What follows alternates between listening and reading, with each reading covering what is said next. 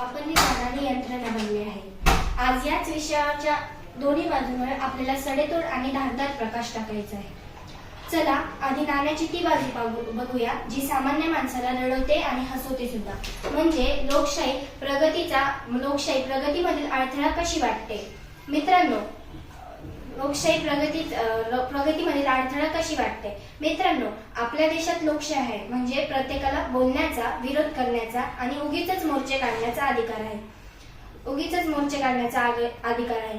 एक जिवंत उदाहरण बघा, आपल्या चाकण परिसरामध्ये किंवा तुमच्या गल्लीत एखादा रस्ता बनवायचा असेल तर काय होतं, आधी 2-1 वर्ष फाईल एका टेबलावरून दुसऱ्या टेबलावर खो खो खेळते। मग निवडणुका जवळ आल्या की घाईघाईने टेंडर निघतं आणि डांबर टाकून जेमतेम रस्ता तयार केला जातो।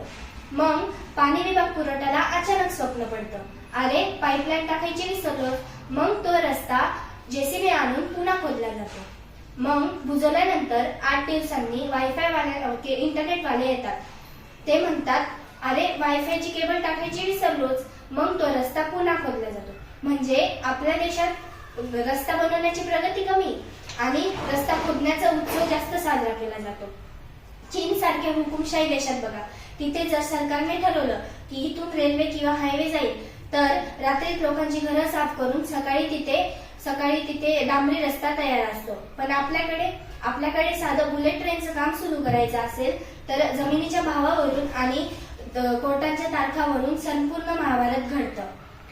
आपल्याकडं साधं रस्त्याचं अतिक्रमण सुद्धा काढायचं असेल तर आधी 4 पार्ट्यांचे फोन येतात, तो आपला माणूस आहे, हात लावू नका।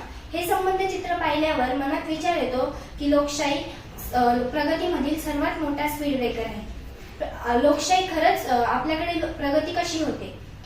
आमच्या शेजारच्या आजोबांनी त्यांच्या तरुणपणात सरकारी विहिरीसाठी अर्ज केला होता।